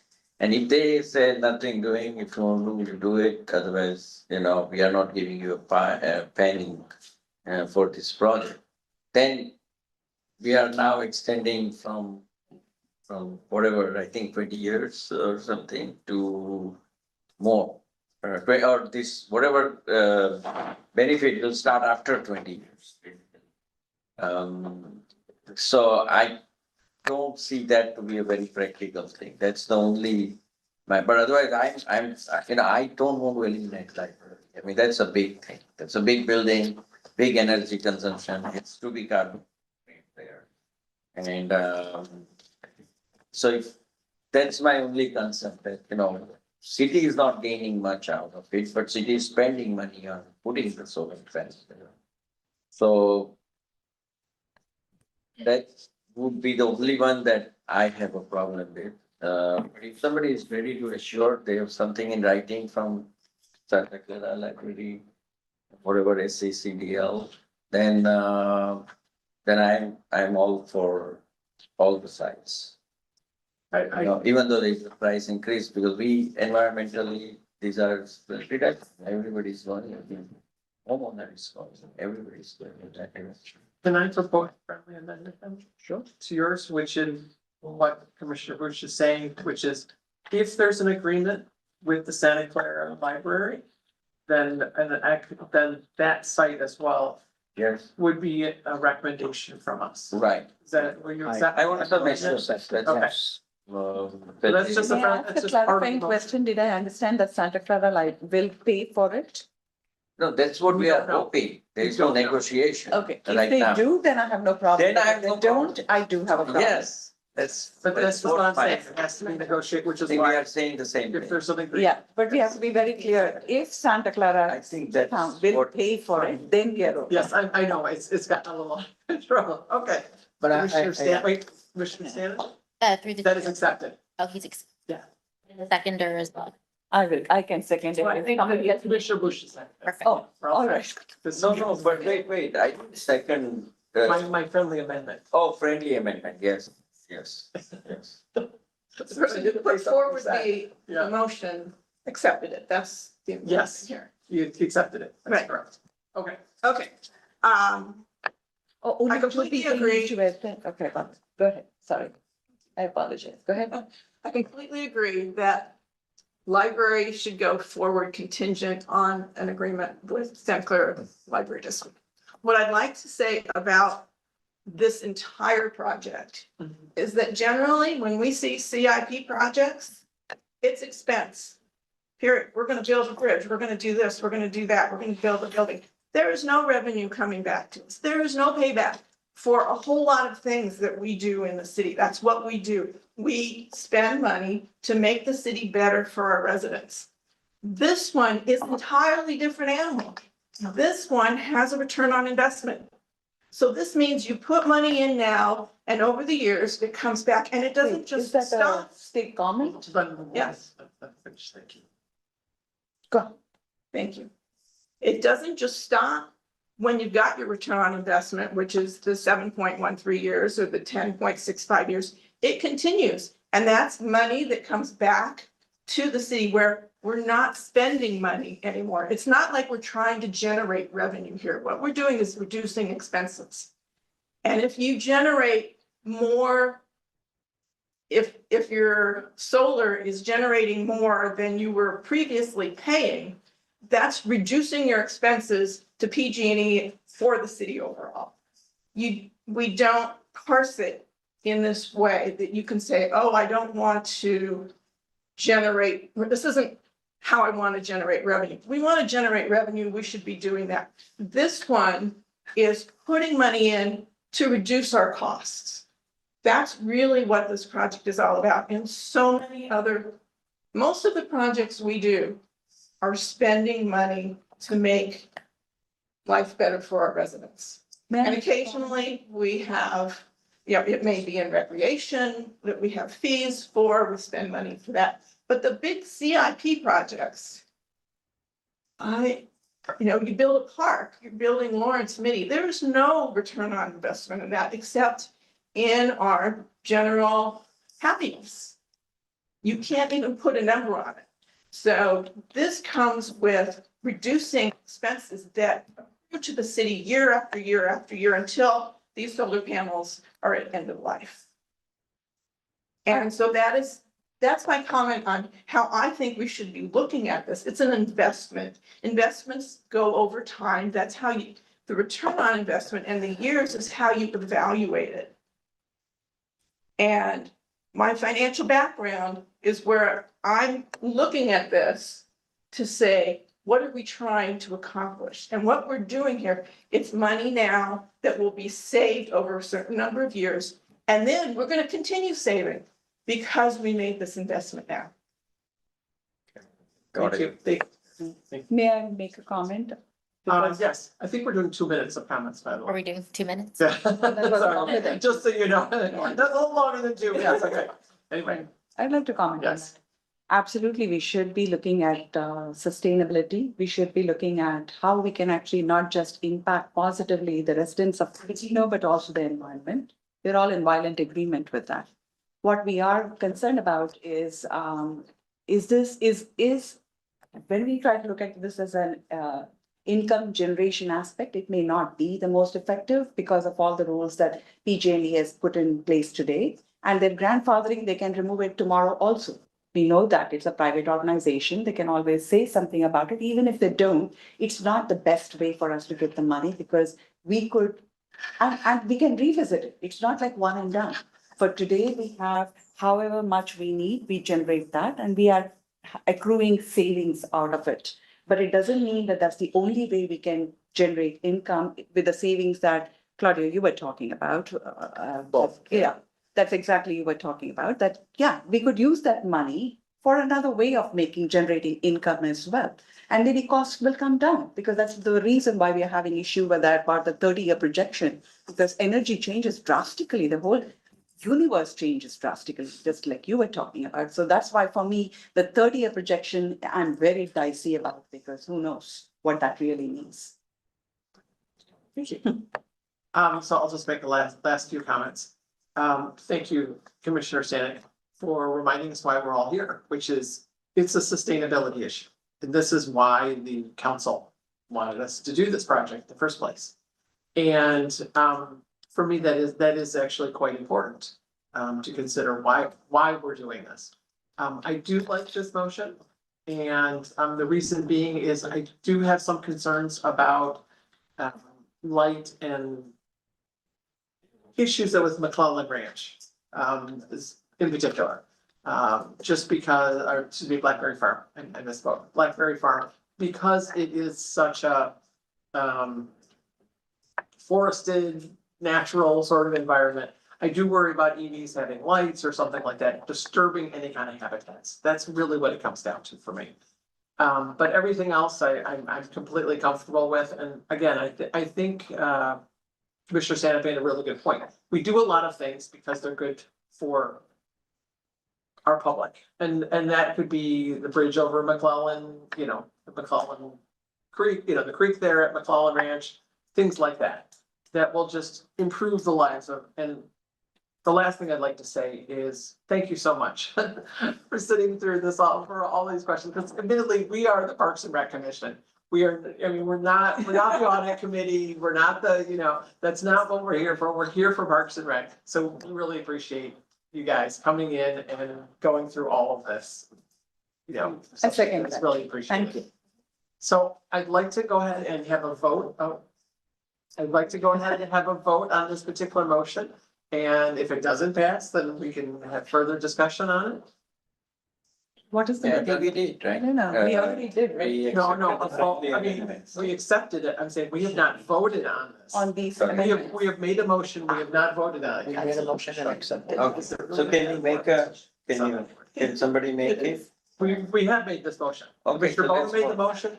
It has been a friendly amendment about adding the library site if there's an So agreement. that's what we are should voting. Vote on this to see if we are in agreement Okay, on this particular motion. let's go for it. And then through the chair, Yes. I actually need to have Commissioner Stanek accept the friendly amendment. She was the seconder to the original motion. Oh, Sorry. May I make a small suggestion to your amendment, Chair? yes. It says, make a friendly amendment if there is an agreement with the Santa Clara. It doesn't say that the Santa Clara County should pay for it. Well, I don't know how much they pay for it. They may only pay for half of it. What I if they don't want pay this- like $15? That's still an agreement. It's not, Yeah. I mean, No, I'm just playing the devil's advocate, like, it should be a cost intensive thing. Well, it states here that the annual cost saving is over $250,000 and 13.2 million in the 30 years. how about we use the word substantial? Yes, thank you. 50% or more. Substantial. Admittedly, we are again only recommending that the What is the council word do you said? whatever they want. Yeah, I didn't hear. So, What is the a word? substantive, Substantial. Substantial. but not substantial. Now I can hear you. Substantive. Substantive, yeah, Yes. it is, the word. Anyway. Yeah. That means that it is an amount of meaning, Okay. not a certain amount, but amount of meaning. Or Meaning that you can't say, okay, it's an There's an hour. agreement that the Santa Clara County Library will pay a substantive amount, something like that. Yes. Well, yeah, Okay, great. Let's vote. yes. There you go. Okay, And I will absolutely say I accepted that because that was exactly what I wanted to say, because it was a little bit. Great. Okay, can you call for the vote, please? Yes. Thank you. All right, just confirming, everyone maybe read it one more time to confirm. I can actually third your proposal too. If you need to, there are two people doing it, I'm happy to third yours. A third and a quad. Yeah, quad and a fifth. Okay, Let Jessica do it. we're good, Okay. Jessica. Jessica, go ahead and ask us. Okay. So now we're gonna go and vote on the motion and the friendly amendment. So Commissioner Bono, Commissioner Swami, Yes. Commissioner Stanek, Yes. Vice Chair Butch, Yes. Chair Sharon, Yes, motion carries unanimously. Thanks. thank you all for excellent session, and again, thank you so much. To you guys for coming in, Susan, especially with all your questions, and if any of the commissioners still have questions for Susan, I'm sure reaching out via email or calling her would be most appreciated. And if you can come to the council meeting on the 3rd of December, that'd be helpful. 3rd of December. Yes, and Or had a representative there, and I'll mention it while I have the floor. you don't have to. Okay. Council council. It's not I had an issue. Just so I can nod and say, yes, yes, we all. Questions before the council meeting are much appreciated rather than just at the council meetings. Thank you. And please, note that unanimous in this. Yes, thank you. Much appreciated. Okay. Staff and commission reports, please, any commission reports? No. Keep to city business only. Yes. Thank you. Okay, but do we usually, you can never, you want to do your staff report first? Sure. Okay. Thank you so much. Take care.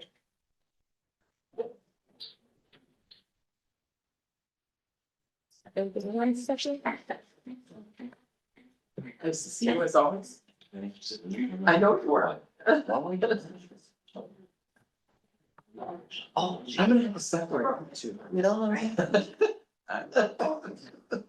There's something around, it's better they putting off on that, so. All right, just a reminder that the Commissioners' Dinner has been combined with the annual Crest Awards in a new joint event called the Cupertino Community Service Awards. The city will recognize incoming and outgoing commissioners on city committees and commissions and the 2024 Crest Award winners. This event is next Saturday, November 16th at the Residence Inn San Jose Cupertino. Doors open at 5:30 PM and the program begins at 6 PM. RSVPs were due last week via Eventbrite. Our holiday events are coming. The annual holiday tree lighting is Friday, December 6th here at Quinlan Community Center at 6 PM, followed by breakfast with Santa on Saturday, December 7th. There are 3 seating times available for breakfast, starting at 8:30 AM. Registration is required for all attendees. The Santa Visit Your Home program takes place the weekends of December 13th and 20th. Visits are for Cupertino residences only, take place between 5:30 and 8:30 PM, and visits last 15 minutes. Signing Santa is Saturday, December 14th from 2 to 4 PM here at Quinlan Community Center. Deaf and hard of hearing children, along with their families, are invited to spend time with a Santa who understands sign language.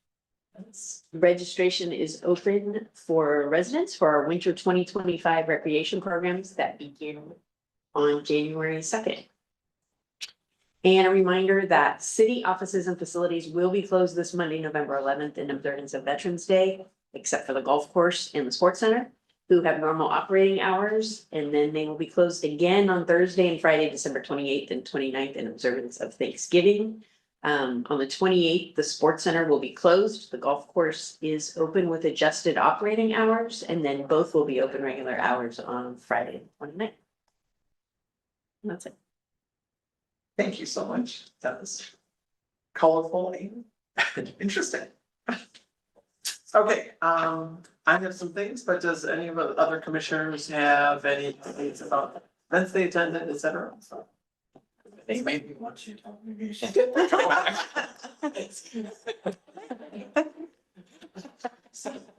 So mainly, I a month in arrears, giving you information about the mayor's meeting.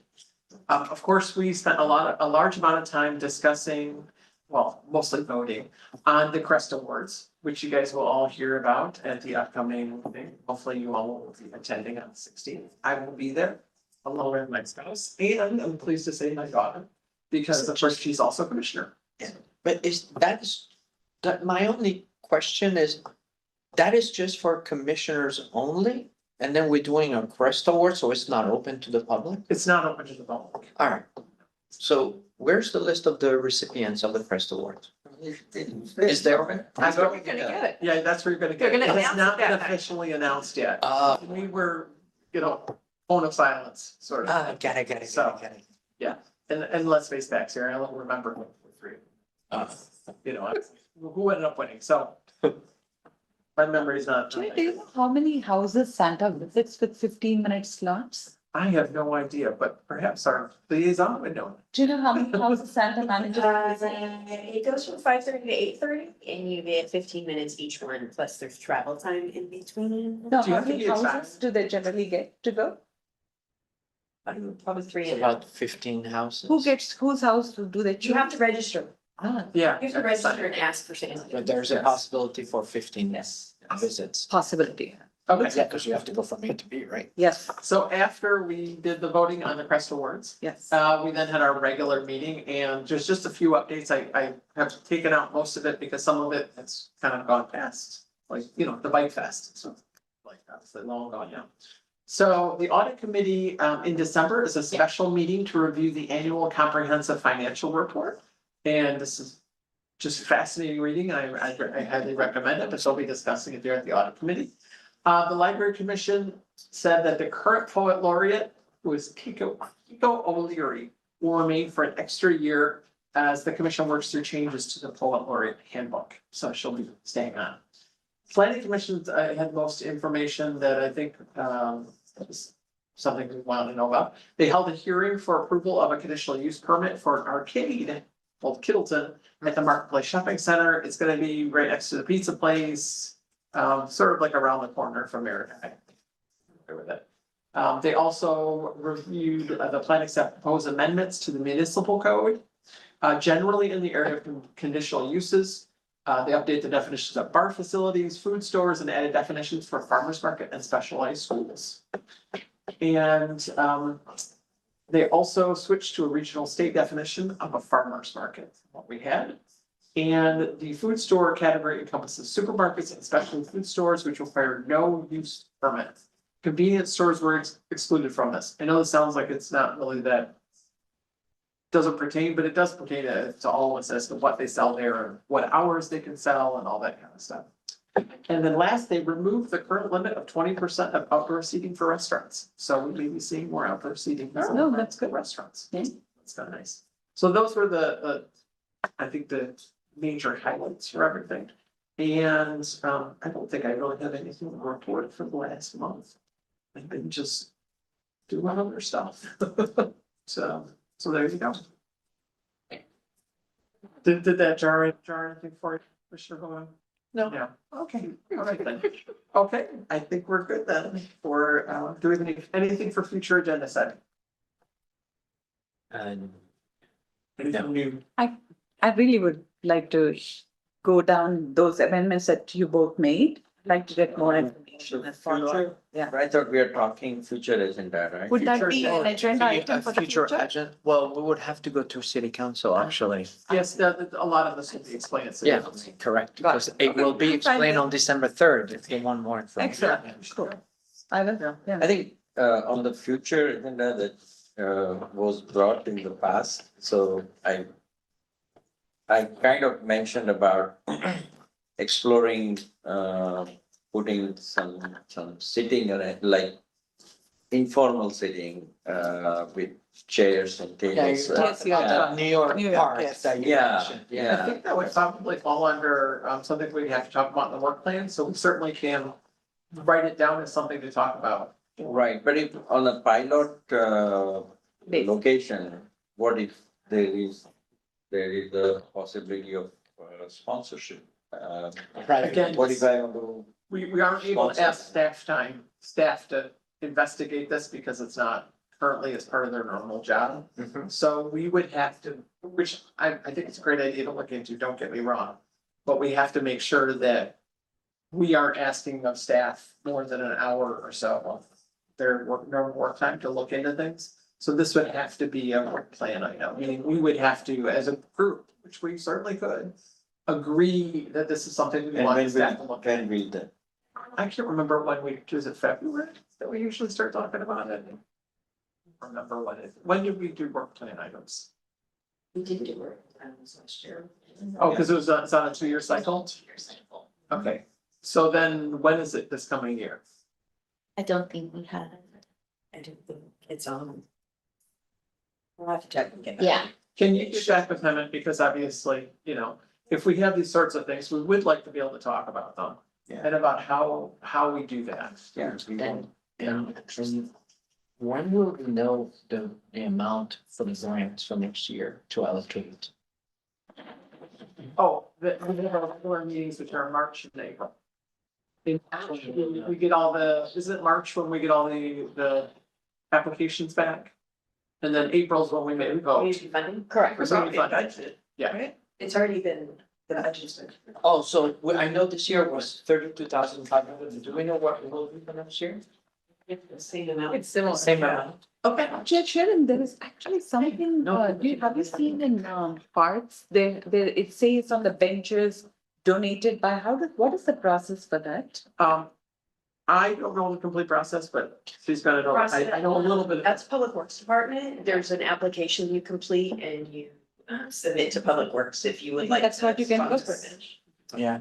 No, I'm not looking And at there's the certain bench. requirements that you have to maintain the bench for the life of the bench. Yeah, And I things. think that's what we can certainly. But I'm not looking for bench. I'm No, no. only looking for- I'm saying the corollary applies to. Yeah, probably same It thing, would be but the that's same department. not what I mean, you're saying it's part of work program. Like if we Should I, want. should I go to Public Works? No. No, if you're still talking about the park amenity program, Yeah, which is, yeah. then that's a presentation that could be brought to you. Susan just lost yet another project manager, so it's just her and one other person doing everything for the city. So she still has not gotten back to me on that, and we can have her come back and talk about park amenities, but it won't be till next, sometime. Yeah. So last thing that I'd like to talk about is the December meeting. I'm gonna be driving my husband to the airport on that date. When is that? So I'm not available on that date. I don't know if any of the rest of you are going to be available on that date, but I hate to miss. No, I'll be here. So I'm wondering Okay. if we could I will have a likely be special here. meeting or something. I was What supposed is to the date? not be here, but Delta decided to cancel my tickets. When is that again? I'm sorry. It is The sixth, the fifth. Thursday. would it be Yeah, possible to have a special meeting instead the following? Yeah, Actually, I'm the not- following. I wouldn't be there. I'm planning to travel. Okay, so can we cancel our December meeting? Would anyone have any trouble? with this? I'm available. I'm available. Okay, you are, okay. Yeah, You we- are available? Yeah. Yeah. The question is, do you want to cancel it? Yeah, would you mind if we canceled that? The December one? I don't mind keeping it and informing you, because it's a very short meeting we could have. I don't know. Well, Yeah, the I'm question I available. have is, what do we have? If you have any. What do we have to The discuss? items on the meeting are the sports and fitness division presentation and your agenda or future agenda review. Is that what it is? Future agenda. Future agenda, I don't mind moving in whenever it's do convenient it. for you. Commissioner, January Sharon, I when can we take don't notes have a for you meeting? and share it. Well, So I will be there in January. Yeah, that's right. That's all. Yeah. Can we not move that date? Which, A date that would work for everybody? yeah, that would be nice. if no, we because could- we're not here in January. No, I'm here in January. Oh, you are? Yeah. Oh, December. December's a problem for me. Yeah. 'Cause Okay, You guys that, go ahead. that's fine, but let's see for another date. Would a day earlier, a day after, a day next, the Quantity week after December work? 3rd works for you? No, December 3rd is the council meeting. No, I thought it was 4th. No, No, third. 3rd. Then we can do the 4th. No, The fourth is a Wednesday. Wednesday. Oh, no, I thought 5th. She can't come on the 5th. I can't come on the fifth. So She can come on the can we 4th. do on the fourth? Yeah, we'll do on the Well, 4th. yeah, That's we'll fine. have to come on. And then cancel the You January. have to look at the other. Yeah, right. You're right. There might be another commission on that date. Might be Yeah. something No, in no. there. Yeah, Okay, so why don't we do this? If you could send out an email to all of us. Yeah, If we can't do it. I And just love ask the us fact for that. availability in December. That would be Yeah. really And great. maybe even January too, because we cancel our January meeting, so it could be maybe the next week in January. I mean, that's Yeah, another. January I'm off till 15th. Yeah. Okay. Okay, You know, I can send out a poll and look at dates that don't conflict with other commission meetings and when staff is available. We can see it. we can- yeah, and if you want to move the time, we are amenable, Chair Sharon. We are happy to accommodate. Unfortunately, I'm driving the SFO, so I don't know when I'll be back for what, you know. Yeah. Can we close on? Oh, yes, I'm sorry. Meeting is exactly 9.